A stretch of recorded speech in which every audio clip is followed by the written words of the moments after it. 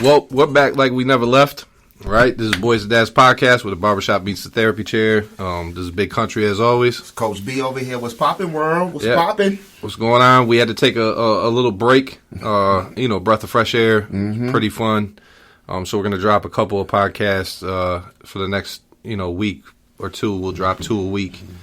And then we'll continue to shoot now because, just that transition to high school, your son, back and forth while going to watch him play and everything like that. Yeah, it takes its toll. Yeah, and then we work together at the Boys and Girls Club, right? So it's like, my nights, we don't have the same schedule that we used to. It's a necessary evil. The same energy at times after we get out there. Yeah, my car been acting up, so we need to get a sponsorship from a car dealership because shit's getting expensive. But as always, it's a fun time. Happy to be back. Yes, sir. Happy to talk to my boy, get into some topics, some new topics that we've created over the course of the past couple months, talking about when we're going to come back together and get this situated. Now, our schedules are lined up. I'm not coaching this year, which is both a little bit, sad, but at the same time, it's going to feel good to have one winter where I'm not running around a little bit. Running around. And then, when I get my chance, I'll be back in the saddle. So this topic, right? This topic, NBA basketball, right? We were going to try to do a preview show a couple of weeks ago, but, your son had his game. That's when you first started going through your car trouble at that time? Yep, car trouble. Then I got sick. Yep. Then I got sick. So I was like, all right, we got to hit this NBA podcast up. We said we were going to do it after we did the NFL one. So we're going to come in 2-3 weeks ahead of behind schedule. Yeah. So we have a couple answers, but it's fun because basketball is always a great topic to discuss. As always, follow us on Instagram, Facebook, Boys to Dads Podcast. One word, Boys to Dads Podcast. 2 instead of the number 2 instead of the TO, all right, and Z instead of S on the boys part.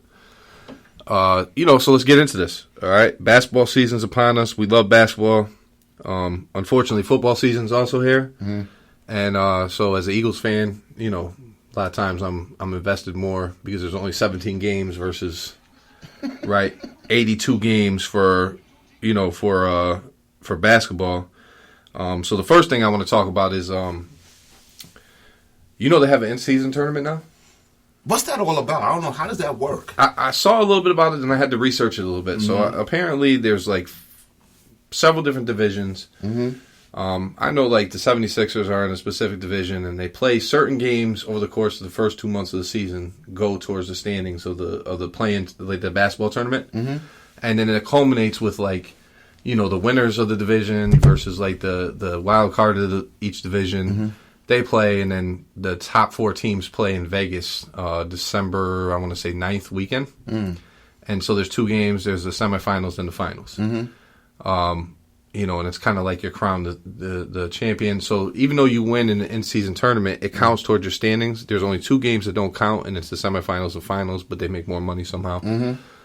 So that's very interesting. I think they're trying to figure out different ways to make people, But watch the NBA? Watch the NBA, tune into the NBA. So that's interesting, right? Because at first I was thinking, if you're going to have an in-season tournament, you're stopping basketball and it's just a tournament. But I guess they try to look at, soccer, over in Europe and how they do things, and I think they try to do that. So that's kind of interesting.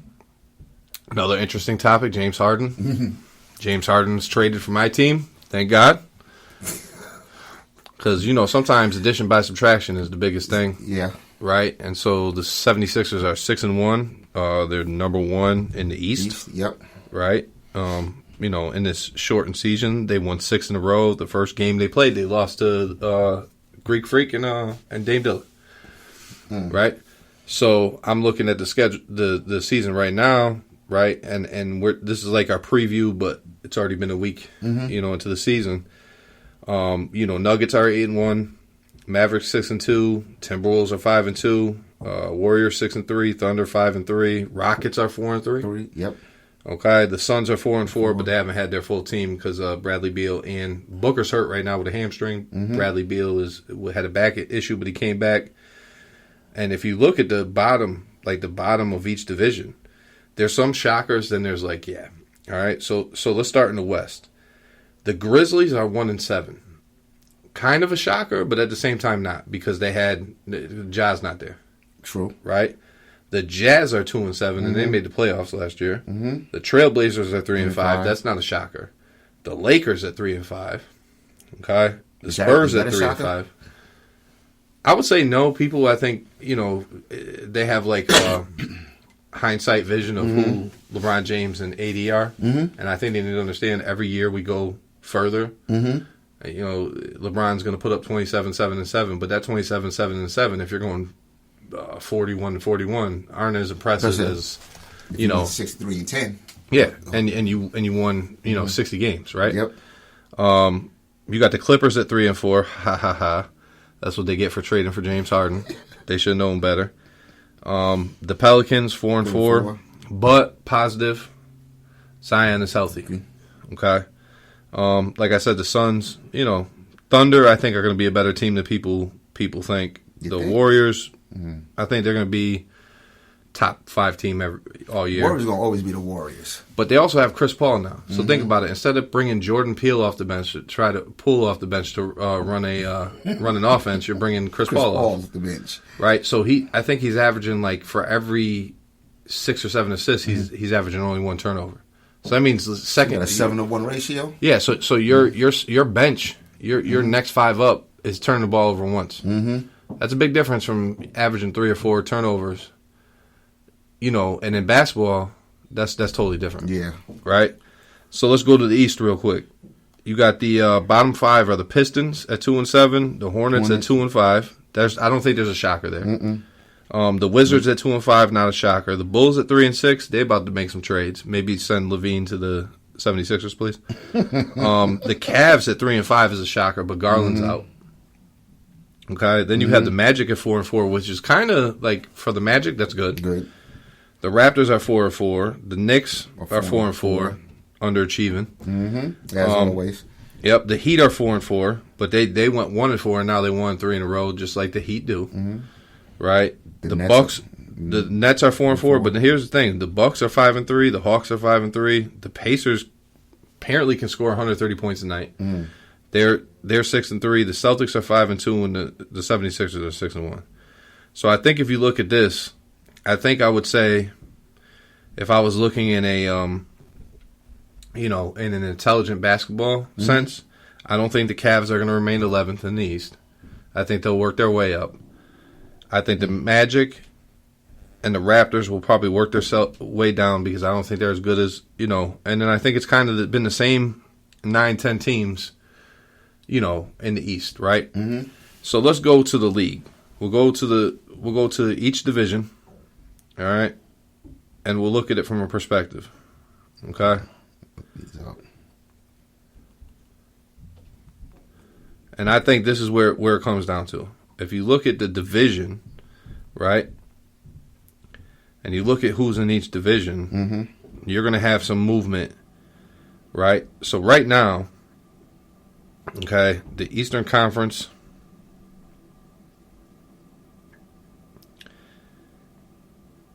Did they, Oh, so they just changed it now. Remember, it used to be where this team would play this team. Now it's different. So the Eastern Conference right now, the top 6 teams are the 76ers, Celtics, Pacers, Hawks, Bucks, and Nets. Okay. Then 7 through 10, the play-in teams, right?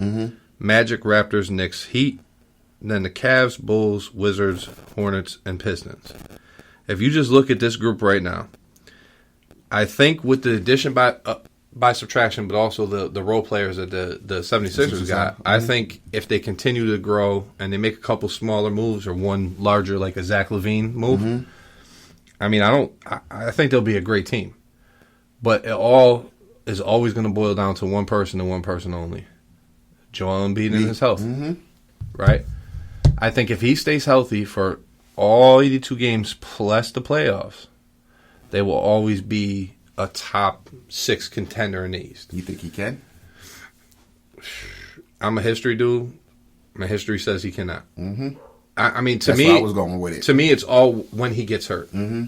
Because if you get hurt in the middle of the season, you miss 3-4 weeks, that's fine. Like, we're going to beat the bad teams and lose to the good teams, and that's fine. As long as we make the playoffs, like the Heat have shown. As long as you make the playoffs, you head up above water, anything can happen, right? Anything can happen. If he gets hurt towards the end of the season again, like he has the past 2 years, that has hurt our playoffs. Yeah, that's hurt our playoffs, right? And I think if you look at most teams, it's like that with your best player for most teams. Mm-hmm. I think if you look at the Pacers, I think the Pacers have some good players. I just don't think they have that one vet yet that really get you over that hump. Like Tyrese Halliburton is nasty. Yeah. Right?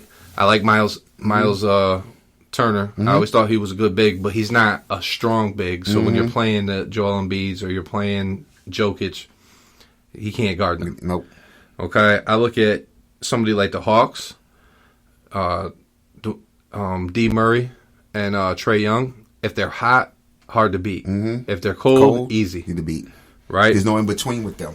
I look at a team like the Nets, have a lot of good pieces, like Miles Bridges I like, but who am I scared of? Right? Who's somebody that if I play, like I have to game plan for this one person, right? So I don't think they have that yet. Maybe they make a move, maybe they don't. The Heat, I'm still angry that we picked Ben Simmons over Jimmy Butler. So whoever decided that, thank God they were fired. Because, come on, man. Like could you imagine Jimmy Butler and Joel Embiid right now? And then add in Tyrese Maxey? Damn. Scary. And Tobias Harris, like people hate on Tobias because of his contract, but he's a good player, right? Yeah. Those 4 players right there, I'll take them over anybody because Jimmy Butler's not going to let you lose. Nope. Okay, he may not be able to get you the dub like consistently, but he ain't gonna let you lose. Which means that if you have Joel Embiid, the top 5 player in the world, and then you have Jimmy Butler, he's gonna find a way. He's gonna find a way. The Knicks, I know that's your team, so I'll let you speak. Go ahead. Now the Knicks. What can I say about my Knicks right now? It's too early to call it with them. It's definitely too early. I don't know where they're going right now because right now I hear there's a little bit of tension going on in that locker room with Brunson and everything like that. But maybe he's feeling himself too much from last year. You know what I'm saying? Thinking he's the man, still thinking got Barrett and everybody around him. There's a little bit of tension. So we got to see how that plays out before I can call it right now. If you could, right now, trade Randall, Grimes, and say 2 first-round picks for Zach LaVine, would you do it? No. Why? Because I don't think Zach LaVine could handle New York in itself. Okay. All right. So that comes with a lot of responsibility. I agree. I agree. Certain people. That comes with a lot of responsibility. Right now, there's nobody that's standing out to me in the league that right now that I think cannot handle that New York persona right now. Because like I said, you could come in and you be one of the best ball players in the world, but you could fold just because you're in New York City though, because of the expectations. What if Minnesota called you tomorrow and said, we'll give you Karl Anthony Towns, right, and one other like role player for Julius Randle, Barrett, and a first pick? That'd be kind of hard because you threw Barrett in there for me. That's kind of hard. So if we went McDaniels, who's a young up and coming player for right, and Karl Anthony Towns, who's a top 20 player, right, for Barrett, Randall, and a pick, would you do it? We talk about from Minnesota? No, like Just from the Knicks perspective. From a Knicks perspective? Yeah, I will pull the trigger. All right.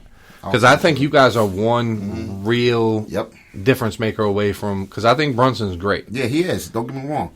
But I think if you're going to try to get a top 20, 25 player, you're going to have to give up Barrett.